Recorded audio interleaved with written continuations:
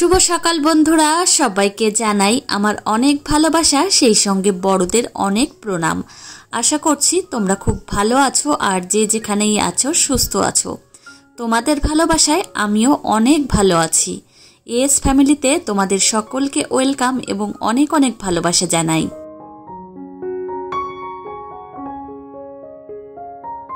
आमादेर मतो गृहबधूदेर जीवन संसारेर चार देयालेर मध्येई आबद्ध। ओई जोन्नोई प्रत्येकटा दिन चेष्टा करी तोमादेर संगे एई संसारेर काजकर्म शेयार करार। तो आमार छोट्ट एकटा मेये आछे, आमार छोट्ट मेयेटाके किभाबे आमी प्रत्येक दिन यत्न करी सेई संगे ओर खाबार दाबार थेके शुरू करे ओर घुम लालन पालन सबकिछुई किन्तु तोमादेर संगे शेयार करी। तो যাই হোক আজকে সকাল সকালে ঘুম থেকে উঠে গেছি। সকাল বলতে সকাল 6টার সময় ঘুম থেকে উঠেছি। উঠেই যে সকালের যে আশিবাসি কাজকর্ম থাকে সেইগুলো সেরে নিয়েছি আর থালা বাসনগুলো কিন্তু গুছিয়ে নিয়েছি। এদিকে এখন বাসি ঘরটাও আমি ঝাড় দিয়ে নিচ্ছি। प्रत्येक दिन सकाल बेला जखन घरटा झाड़ दीते जाई तखन किन्तु एइभाबे कागजपत्र बेर होतेई थाके, केनना एई कागजपत्रगुलो आमार मेयेई बेर करे। आर बाड़ीते छोट्ट बाच्चा थाकले घरे एकटु नोंगरा बेशिई हय। आर एई जे एखन घरटा झटपट करे झाड़ दिये आबार सकाले रान्ना बान्नाओ करते हबे। एकटु चिंता रयेछे माथाय। आजके भेबेछि रुटी बानाबो ना, आजके सिद्ध भात करब। अनेक दिन जानो तो सिद्ध भात खाई ना, और एकघेয়েমি रुटी खेते कारी बा भालो लागे। एदिके पापोशटा बाइरे थेके एकटु भालो करे झेड़े झुड़े एने এই যে পেতে রাখলাম। আর আজকে আমার শ্বশুরমশাই সকাল সকাল বাজার করে নিয়ে এসেছে। এই যে দেখো কাতলা মাছ এনেছে, সেই সঙ্গে পুঁটি মাছ আর এক পিস বাটা মাছ। তো মামামের জন্য মাছ আনার কথা ছিল, এক পিস কাতলা মাছ কিন্তু পায়নি জন্য গোটা একটা মাছ নিয়ে এসেছে। আজকে সকালে সবার জন্যই যখন সিদ্ধ ভাত রান্না করব, আমার মাম্মামকেও আজকে সকালে সিদ্ধ ভাতই খাওয়াবো। তো এদিকে চাল আমি ভালো করে ধুয়ে নিলাম। আমি 3 বার করে ধুয়ে নিই চাল। তো এদিকে এখন প্রেসার কুকারে ভাতটা বসিয়ে দেব। আর সকালের দিকে আমি ভাত রান্না করলে বেশিরভাগ প্রেসার কুকারেই রান্না করি। তো এদিকে আমি 500 গ্রাম চাল নিয়েছি। আর 500 গ্রাম চাল নিলে এর ডবল জল নিতে হবে, মানে 1 লিটার জল নিতে হবে। তো ভাতটা কিন্তু একদমই ঝরঝরে হবে, এইভাবেই কিন্তু আমি রান্না করি। তো তারপর কিন্তু 3টে সিটি দেব, তারপর ভাত একদম রেডি। তো একদমই কিন্তু ঝরঝরে ভাত হয়। আমাকে একজন জিজ্ঞাসা করেছিলে যে দিদি ভাই প্রেসার কুকারে কিভাবে ভাত রান্না করো, আমাকে একটু দেখিও। তো এইভাবেই কিন্তু রান্না করি।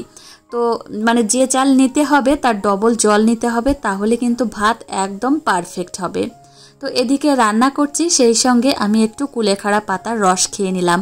সকাল সকালই করে রেখেছিলাম, আমার শ্বশুরমশাইকে দিয়ে এসেছি আর এইদিকে আমি খেয়ে নিলাম। অনেক দিন ধরেই খাচ্ছি, আর কুলেখাড়ার রস খেলে কিন্তু বেশ ভালো উপকার হয়। আর এদিকে 5টা ডিম সিদ্ধ দিয়েছি। তো এই যে এখন আমি বসে থাকবো না, রান্না বান্না হয়ে গেছে। আর বাসি ফুলগুলো এখন এই যে পেছনে ফেলে দিয়ে যাচ্ছি। জানো তো অন্যান্য বেলার তুলনায় সকালের দিকে কিন্তু কাজকর্মের তাড়াটা বেশি থাকে। দিনের শুরু তো, ওই জন্যই কাজের চাপটা একটু বেশি থাকে। তো এদিকে ফুলগুলো এত সুন্দর লাগছিল, তোমাদের সঙ্গে শেয়ার করলাম। আর প্রত্যেক দিন আকাশটার দিকে তাকাই আর এত সুন্দর লাগে, মানে আমার এত ভালো লাগে, ওই জন্যই ভাবি কি তোমাদের সঙ্গেও শেয়ার করে দিই। পেঁজা তুলোর মতো, আর মনে হয় যে পুজো চলেই এসেছে। এদিকে চলো ঝটপট করে আগে ঘরে যাই, মামামের কান্নার আওয়াজ পাচ্ছিলাম। তো ঘরে এসে দেখলাম আমার মেয়ে ঘুম থেকে উঠে গেছে। তো ওর বাপি আবার ল্যাপটপ নিয়ে বসেছে। তো ওকে ঝটপট করে আবার বাইরে নিয়ে যাব, আবার রেডি করাবো, খাওয়াতে হবে। তো সকালের দিকে এই যে দেখো রান্না বান্না, সেই সঙ্গে মেয়েকে খেতে দেওয়া, আবার শ্বশুরমশাইকে তোমাদের দাদাভাইকে খেতে দিতে দিতে অনেকটা বেলা হয়ে যায়। তো এই যে তোমাদের দাদাভাই ফ্লিপকার্ট থেকে অর্ডার দিয়েছিল, এগুলো হচ্ছে লাইট। আর দোতলার ঘরে যে সিলিং বসিয়েছে সেখানে প্রচুর পরিমাণে লাইট লাগছে জানো তো। আর এইভাবে তোমাদের দাদাভাই অনলাইনেই অর্ডার দেয়, বাড়িতে এসে দিয়ে গেছে। সকালে সবার খাওয়া দাওয়া হয়ে গেছে। আর এই যে বাসন কোসনগুলো এখন আমি এই রান্নাঘর থেকেই ধুয়ে নিচ্ছি। এখন আর কলপাড়ে যেতে ইচ্ছা করছে না। তো যেদিনকে ভাত রান্না করি সেদিনকে বাসন কোসনো হয় বেশি, আর যেদিনকে রুটি বানাই সেদিনকে বাসন কোসনো কম হয়। তো এদিকে বাসন কোসনগুলো ধোয়া হয়নি, তো মাম্মাম বাইরে এসেছে, ওর বাপি যাচ্ছে বাজারে, তো ওর বাপির বাইকে যে উঠলো। তোমাদের দাদাভাই আবার ডাক দিল যে আগে মাম্মামকে নিয়ে যাও, তারপর বাসন কোসন ধোবে। ওই জন্য আবার আসলাম এদিকে। তোমাদের দাদাভাই যে যাচ্ছে দেখো, আবার ওইখানে দাঁড়াবে, ওইখান থেকে আবার নিয়ে আসবো। তো এই যে মাম্মাম দেখো হাঁটাচলা করছে আর গলায় একটা চেন নিয়েছে। এটা হচ্ছে আমার একটা চেন সিটি গোল্ডের, তো এটা নিয়ে বেড়াচ্ছে।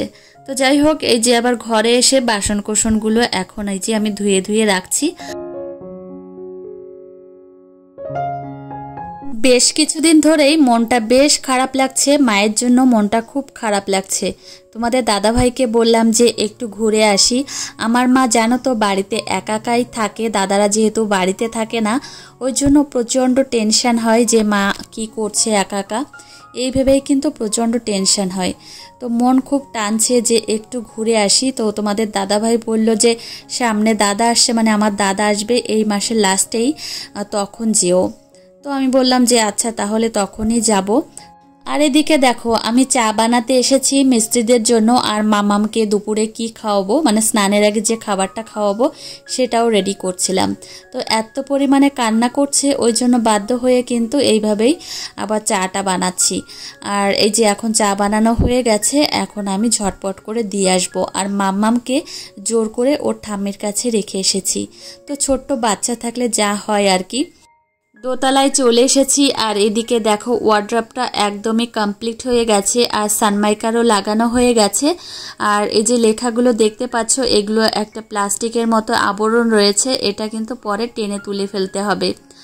তো কি হয়েছে জানো তো, এই দাদারা আমাকে বলছেন যে কিভাবে হ্যান্ডেল লাগাতে হবে সেটা একটু দেখে যেতে, ওই জন্য দেখছিলাম। আর এদিকে তোমাদের একটু ঘুরে ঘুরে দেখালাম তো কেমন হয়েছে। আচ্ছা, হাউস ওয়াইফদের কি শ্বশুরবাড়িতে কোনো স্বপ্ন দেখতে নেই? তো আমার কিন্তু অনেকটা স্বপ্ন ছিল যে আমার একটা সুন্দর রান্নাঘর হবে, সেই সঙ্গে একটা ঘরও হবে। তো আমার মনের মতো করে আমি সাজিয়ে রাখতে পারবো, যেখানে কারোর কোনো অধিকার থাকবে না। আর এই আবদারটাই কিন্তু তোমাদের দাদাভাইকে আমি সবসময় করতাম যে আমাকে সুন্দর একটা রান্নাঘর তৈরি করে দেবে, তো যেখানে আমার মনের মতো করে বাসন কোসনগুলো রাখতে পারবো, মানে সব কিছু একদম মনের মতো করে সাজানো থাকবে।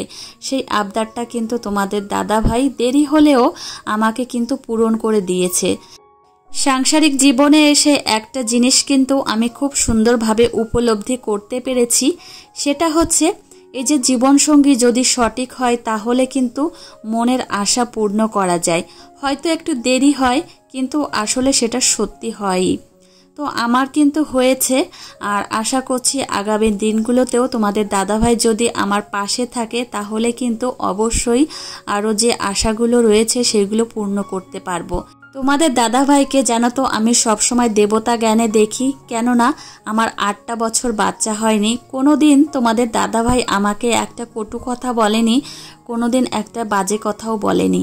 সব সময় কিন্তু একটা মানসিক শান্তি দেওয়া কথা বলেছে, আর সব সময় কিন্তু সাপোর্ট করেছে।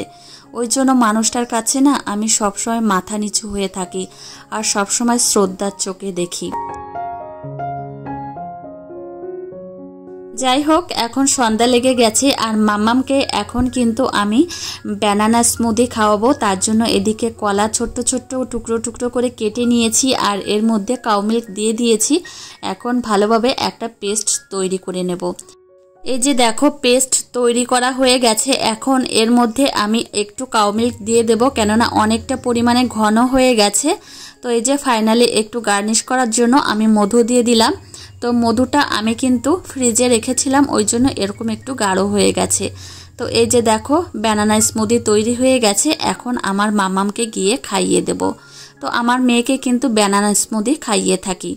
মাম্মামকে এখন আমি এই যে খাওয়াতে নিয়ে চলে এসেছি। মাম্মাম কিন্তু একদম খুব সুন্দরভাবে খেয়ে নিচ্ছে। তোমাদের সোনামণিকে বা সোনা বাবাকে কিন্তু এইভাবে ব্যানানা স্মুদি তৈরি করে দিতে পারো, ওরা কিন্তু খুব ভালোভাবে খেয়ে নেবে। তো এদিকে মাম্মাম খাচ্ছে, আর একটু শাটও করে দিলাম। তো যাই হোক আমার প্রিয় বন্ধুরা, আজকের ব্লগটি এখানেই শেষ করছি। তোমাদের কেমন লাগলো অবশ্যই জানিও। ভালো লাগলে কিন্তু একটা লাইক কমেন্ট করতে ভুলো না। আর তোমাদের সঙ্গে দেখা হবে পরের ব্লগে। টাটা বন্ধুরা।